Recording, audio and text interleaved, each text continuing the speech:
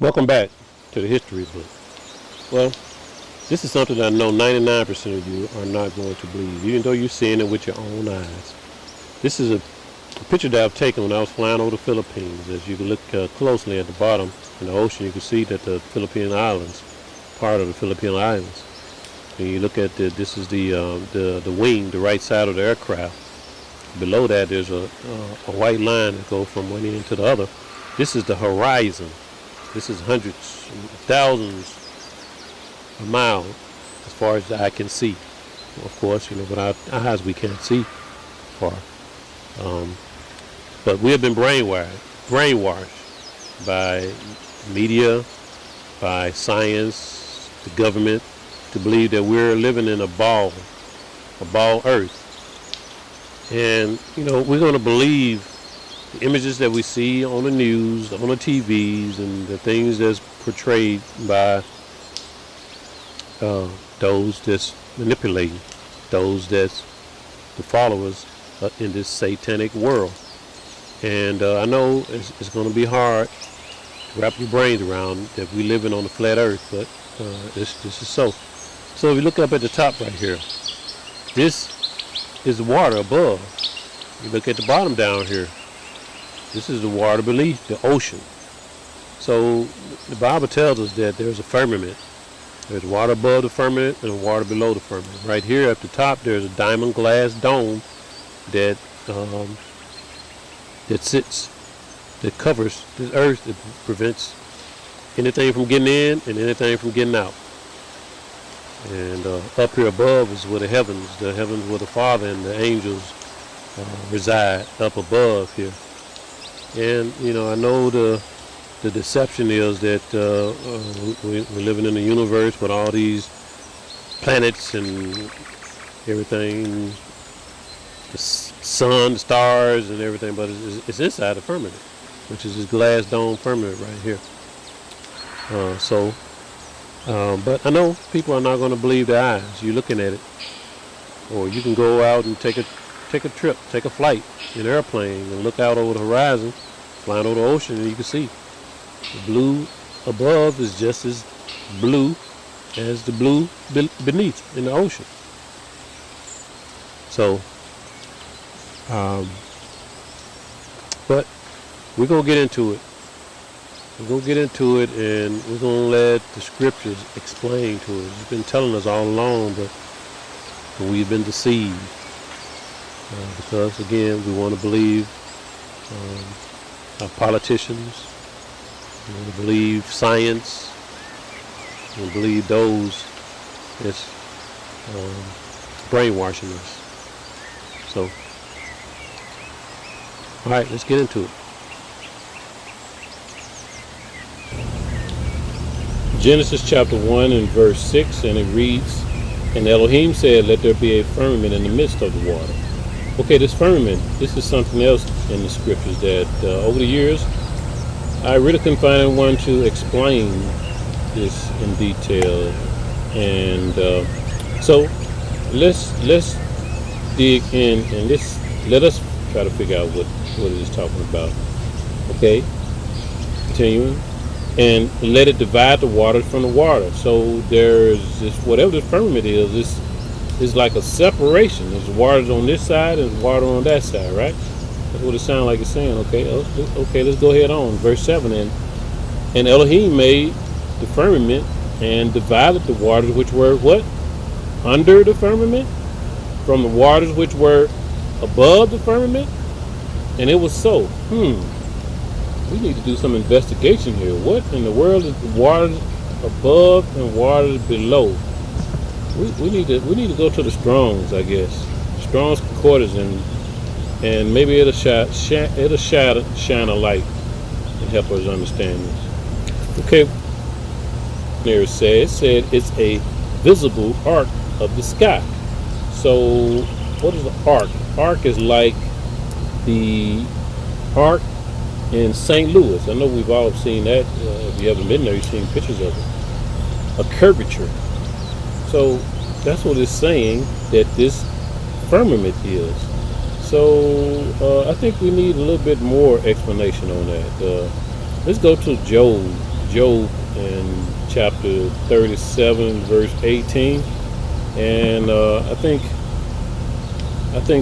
this will add a little bit more to it for us. We're at chapter 37 in Job and verse 18, and it says, well, first let's back up a little bit here to verse 14, and let's listen to this right here. Hearken unto this, O Job, stand still and consider the wondrous works of God. Now let's jump down here to 18. Talking to Job, hast thou with him spread out the sky, which is strong and as a molten looking glass? What? The sky is a strong molten looking glass. Okay, so firmament. I get it now. It's like something that is firm, like there's something that is mint. When you mint something, you use heat to melt it, and that's how. If you ever seen anyone make a glass, they use heat. They melt it down, and they form the glass. So, okay, that's what the Most High is telling us. It's just like, I guess, you minting a corn, a gold corn, a silver corn. You put heat to it, and you melt it, and then you form it into the corn, or the exact corn you want. So that's what he did into the sky. So what does that mean? Does that mean that what happens when NASA takes a rocket ship and goes out into the outer space and explores all the planets and the moon and everything? What's up with that? If the Most High said that this is strong, it's like a molten glass. Yeah, that's what the firmament is. It's a glass, like a diamond in the sky, that is unpenetrable. How you say it? Unpenetrate. You cannot penetrate it. Okay, how's that? You cannot penetrate the glass. So NASA, if you look up NASA, it comes from the Hebrew Nasha, Nasha, I believe is how it's pronounced, or how it's spelled, and it means a deception. So is NASA, are they deceiving us? Are we being deceived into believing that we can go into the outer space when the Most High tells us no, we cannot? And then others say that we are living on a flat surface, a flat earth. But most people would think you're crazy talking about a flat earth. It took me a while to wrap this around my brain. I could not understand, or I could not accept. I wanted to believe the things that the powers that be, our government and whoever explains to us, the scientists and things, that's because we grew up as a child. First thing you do when you go into the first grade, you see the image of a globe spinning, in the first in class and on TV and the news and everywhere. You see this ball that's spinning. But are we being deceived? Are we really? Okay, enough said about that right now. We'll talk more about this. So let's get back into Genesis. Let's move on, because we have a lot to cover here. Okay. Verse 8, and Elohim called the firmament heaven, and the evening and the morning were the second day. Okay, 2,000 years have passed. All right, verse 9, moving on. And Elohim said, let the waters under the heaven be gathered together into one place, and let the dry lands appear, and it was so. And Elohim called the dry land earth, and the gathering together of the waters called he seas. Okay. And Elohim saw that it was good. And Elohim said, let the earth bring forth grass. Okay, we're growing things here now. The herb yielding seed, and the fruit tree yielding fruit after his kind. After his kind. Remember that, okay? We're going to talk more about that, all right? Whose seed is in itself. Remember that. His kind, whose seed is in itself upon the earth, and it was so. And the earth brought forth grass, and the herb yielding seed after his kind, and the tree yielding seed whose seed, yielding fruit whose seed was in itself after his kind. And Elohim saw that it was good. And the evening and the morning were the third day, 3,000 years. And Elohim said, let there be lights in the firmament of the heavens. Okay, we talking about lights again. Remember we first found out that it was the light was in the first day or the first 1,000 years. And now we got 3 days or 3,000 years that has passed by. And we're talking about light again. So this lets us know that this is a different light. It's not the same light. It was a different light that was made in a different time, thousands of years apart. Okay, to divide the day from night, and let them be for signs and for seasons and for days and for years. Okay, now we sound like the changing of the season, between winter, spring, summer, and fall, and also the development of clock, because this is how we keep time. So this is the beginning of time as we know it in the flesh. Okay, and let it be for lights in the firmament of the heavens to give light upon the earth, and it was so. And Elohim made 2 great lights, the greater light to rule the day, and the lesser light to rule the night. He made the stars also. And Elohim set them in the firmament of the heavens to give light upon the earth. And he ruled, and to rule over the day and over the night, and to divide the light from the darkness. And Elohim saw that it was good. And the evening and the morning were the 4th day. Verse 20, and Elohim said, let the waters bring forth abundantly the moving creatures that had life, and the fowls that may fly above the earth in the open firmament of heaven. Okay, we got life, we got animals in the waters, and we got birds flying in the sky. Verse 21, and Elohim created great whales, and every living creature that moveth, which the waters brought forth abundantly after their kind. Got that, their kind again. And every winged fowl after his kind. Okay, keep saying that. And Elohim saw that it was good.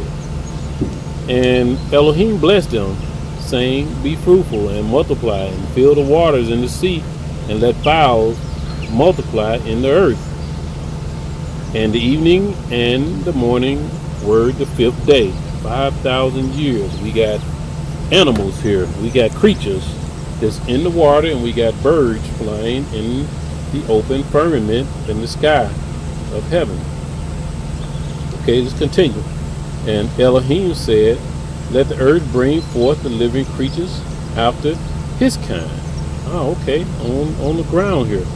Cattle and creeping things and beasts of the earth after his kind. Beasts of the earth after his kind. We keep on saying that. And it was so. But wait a minute. We're talking about beasts. I remember some other beast that was talked about over in chapter 2. It talks about chapter 2 verse 9. It talks about some type of beast. Verse 19 it said, and out of the ground the Lord God. Wait a minute, the Lord God? Over here it was the God, which was Elohim. Now over here it talks about the Lord God formed every beast of the field. Wait a minute now. We got beast of the field, and we got over here in Genesis 1 we got beast of the earth. Okay. Alright. We kind of confused here. Are we confused? Something's okay. Well, we'll figure it out. Let's let's just keep going. We'll get to that. All right. Okay, verse 25 in chapter 1. And Elohim made the beast of the earth after his kind. We keep talking about the beast after his kind, and cattle after their kind, and everything that creepeth upon the earth after his kind. Now Elohim saw that it was good. Okay, yeah. Verse 26. Let us make man.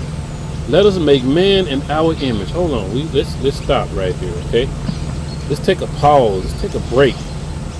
Okay, let's get back in. You know, when you go and look up this word man, you will find out that this word is Adam, or ruddy, meaning ruddy.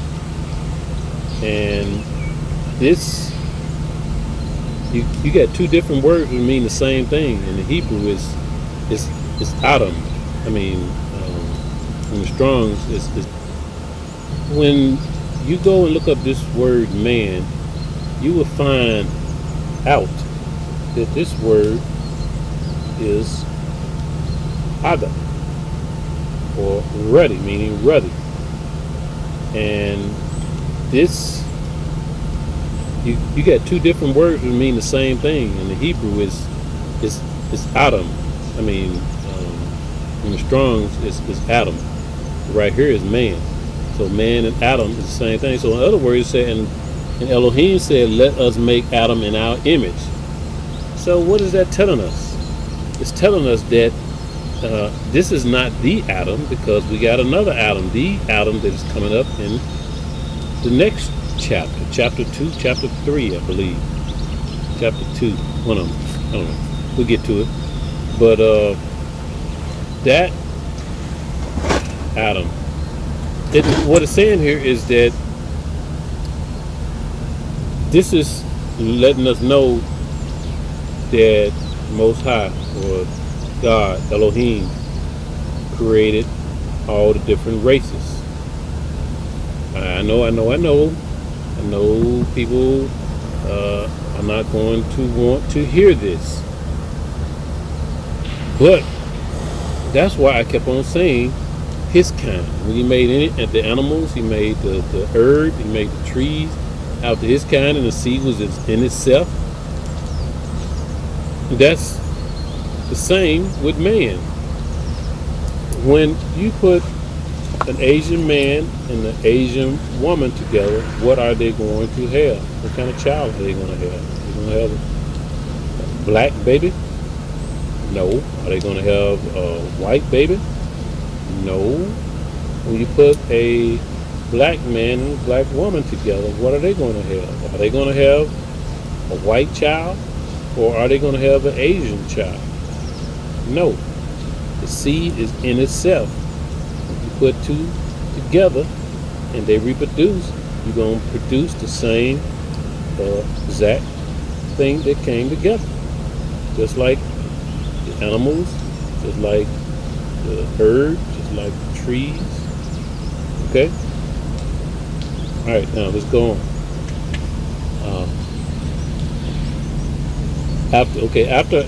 Let us make man in our image, after our likeness, and let them have dominion over the fish of the sea, and over the fowl of the air, and over the cattle, and over all the earth, and over every creeping thing that creepeth upon the earth.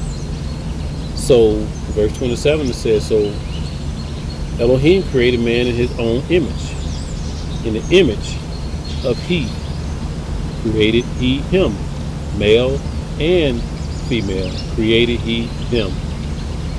And Elohim blessed them, and Elohim said unto them, be fruitful, and multiply, and replenish the earth, and subdue it. How can you replenish something if there is nothing that was already, if it wasn't already there?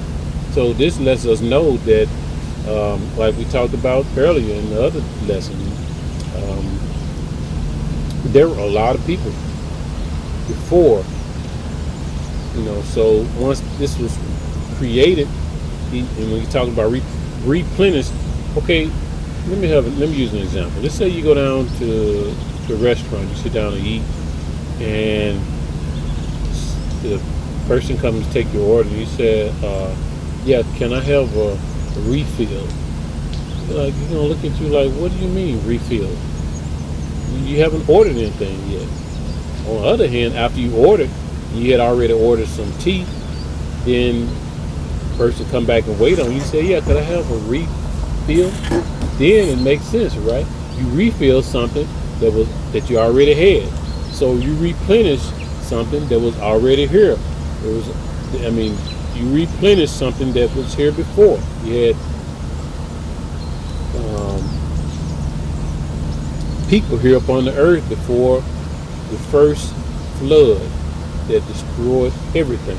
Unlike the second flood, which only destroyed basically it was the purpose of the second flood was destroy. And what the first flood do, I guess, to destroy the giants. And we will get into that also. I want to go ahead and try to complete this chapter. We're still in chapter 1. This is chapter 1. So let's go ahead and try to complete this.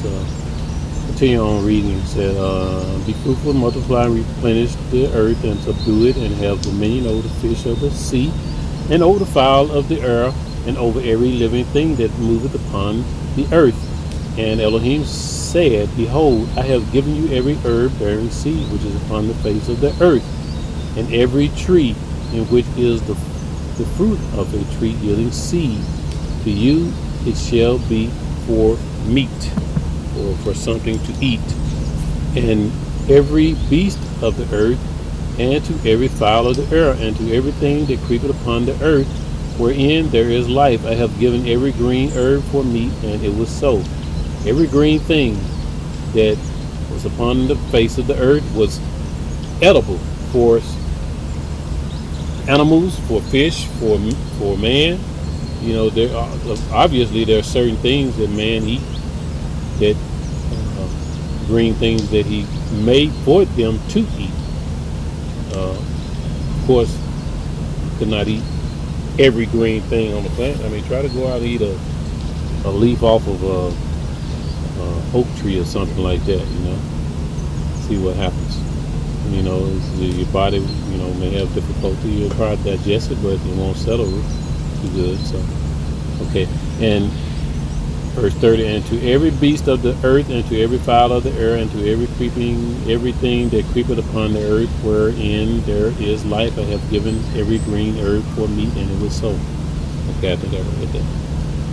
Verse 31, the final verse of this chapter. And Elohim saw everything that he had made, and behold, it was very good. And the evening and the morning were the sixth day. Okay? We almost have a completed week. We have 6 days or 6,000 years. And this ends chapter 1. So I thank you for listening as well. I hope that you continue to tune in and to listen. I hope that I can open and enlighten you with my way of teaching. I know that most people probably won't be able to accept this and understand the way that I teach. But anyway, pray that you receive understanding, knowledge, wisdom, as well. So, with that said, go ahead and end. Until the next lesson, more power.